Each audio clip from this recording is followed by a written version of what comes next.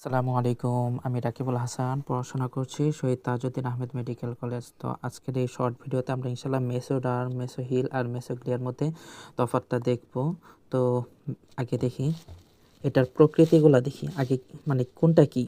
তো মেসোডার্ম হচ্ছে একটা কি জার্ম লেয়ার বা ভ্রূণ স্তর। ভ্রূণ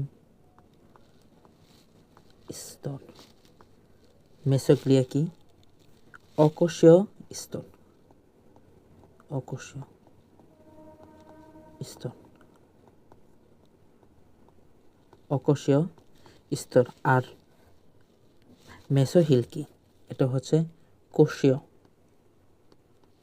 ম্যাট্রিক্স আর কি।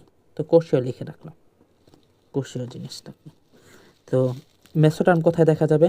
মেসোডার্ম হচ্ছে ত্রিস্তরী প্রাণীতে দেখা যায়, ত্রিস্তরী। আর মেসোহিল দেখা যাবে কোথায়? পরিফেরা। আর মেসোগ্লিয়া কোথায় যাবে? দেখা যাবে নিডারিয়াতে, তাই না? নিডারিয়াতে। আর কোষ কোনটাতে আছে এটা নিয়ে বলি। কোষ কি আছে এখানে? মেসোডার্মে কোষ থাকে, কোষ আছে। এই কোষ কিন্তু মেসোগ্লিয়াতে নাই।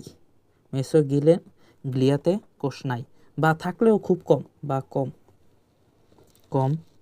আর মেসোহিলে কি? মেসোহিলে কোষ আছে, কোষ আছে। আর কাজের দিক থেকে দেখি, কাজ কাজ কাজ কি?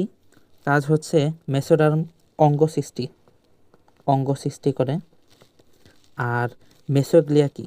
দেহকে সমর্থন, দেহকে সাপোর্ট দেয়, সাপোর্ট।